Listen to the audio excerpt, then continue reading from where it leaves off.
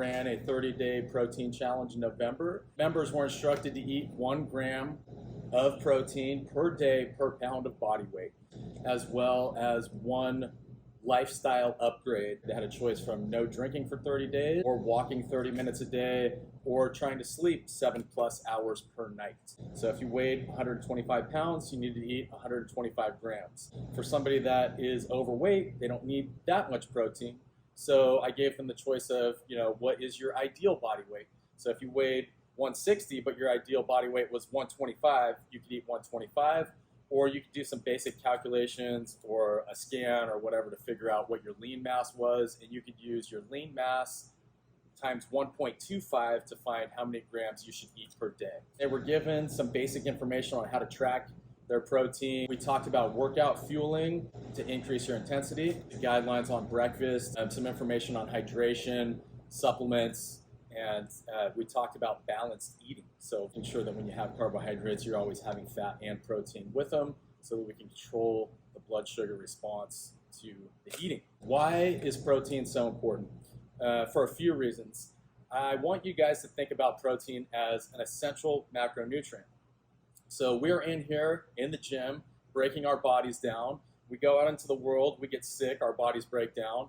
We consume toxins from the world around us. It breaks our bodies down. We are in constant need of repair of our tissues, especially if you're working out, adding stress to the system, especially if you're sick, especially if you've got medical conditions, all kinds of things. We need protein.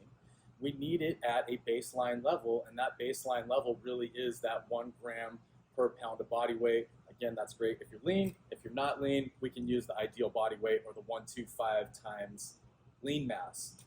Are fat and carbohydrates essential? Yes, they are, but we are not going to have to work to get an essential amount of fat or carbohydrates in our diet. That's going to be naturally there. Protein is the thing that is going to take a focus and to make sure that we actually are eating enough of it throughout the day.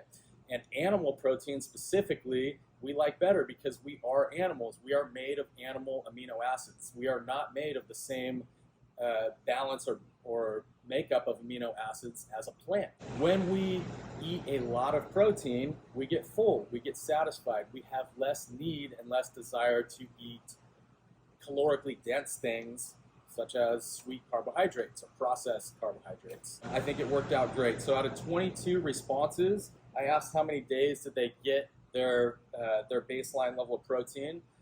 We had 3 people out of 22 that got it all 30 days. Great job. I've gotten it for probably 6 months straight every single day. It's not that hard, and it makes you feel good, so stay with it. More than 25, there were 9 out of 22 that got more than 25. We had 7 people that got between 20 and 24 days. We had 1 person under 20, and we had 2 people that never made it to their protein goal. If you didn't make it, we maybe set the goal a little bit high, or maybe you just needed a little bit more focus. We had 12 people that lost between 1 and 5 pounds. 2 exceptions lost 9 and 10 pounds. Those were my initial guinea pigs that I had start on this back in July. So if you keep doing this long term, you're going to keep seeing better results. We had 3 that maintained their weight. We had 3 that gained weight. What does that mean? That means that you were eating more calories than you were using.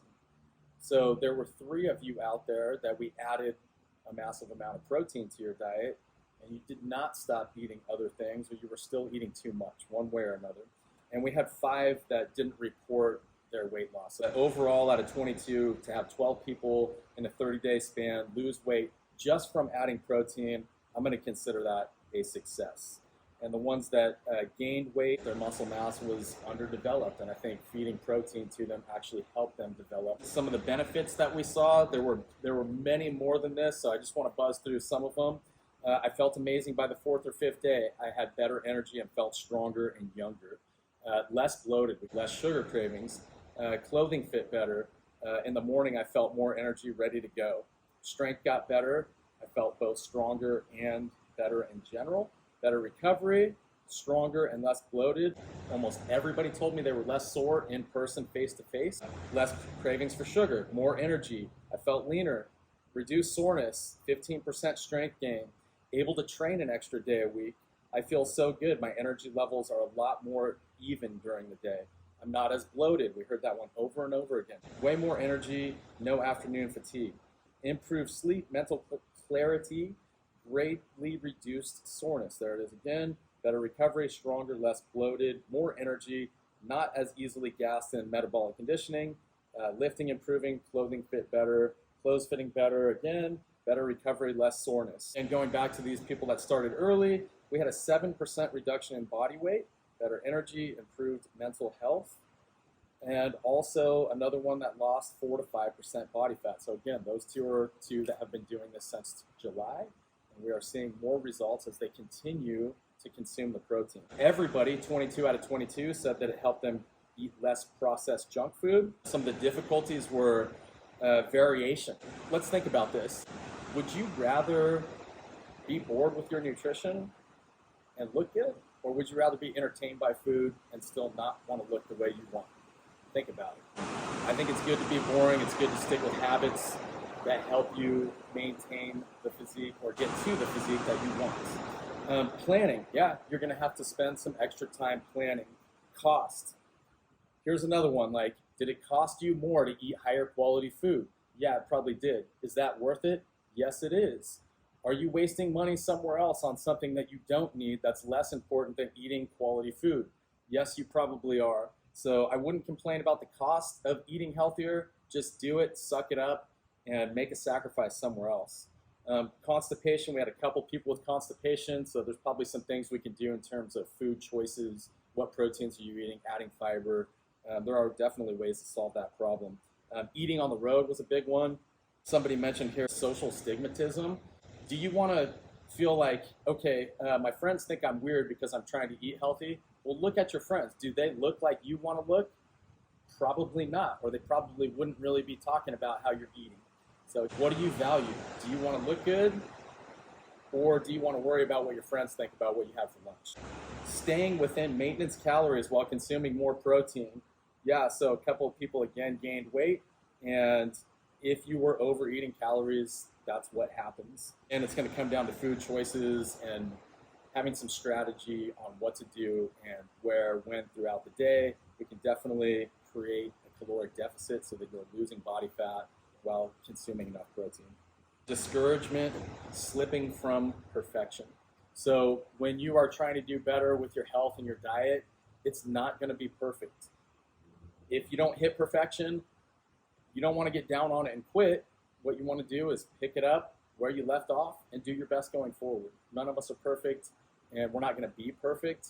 We need to work on improving our habits consistently. That's the key. Getting burnout by Friday, not tracking as diligently on weekends. Yeah, weekends are a problem for a lot of people, but it's important to rein in those weekends because you can be good all week, and then on the weekend you can ruin everything and even go backwards within 2 days. It's really important if you're trying to make progress that you're not doing that. Overall, I think this was a great first step. Across the board, we saw benefits. Tracking your protein is much simpler than trying to track everything. It also makes you start thinking about the other things as you start tracking your protein. It makes you start looking at some of your other habits. It automatically gets some of your other habits in better alignment. Just think of your protein as an essential macronutrient. You need it to rebuild your body. If your body is stressed constantly, which it is, and you're not putting in an adequate amount of protein, then you are probably not getting healthier. You're probably getting less healthy. So for those of you that said that consuming that amount of protein is too much, I would really urge you to think about it. It's not too much. It's what we need to thrive and survive. So thank you for everyone who responded. Thank you for everyone who participated. I will be launching into some individualized nutrition coaching. I have a few people on board with it. I'll be looking for a few more. Keep your eye out for that video coming shortly. If you want the format of the protein challenge, if you want the information, just drop a comment or shoot me a message. I'm happy to provide that for free. This worked out really well for everyone who participated.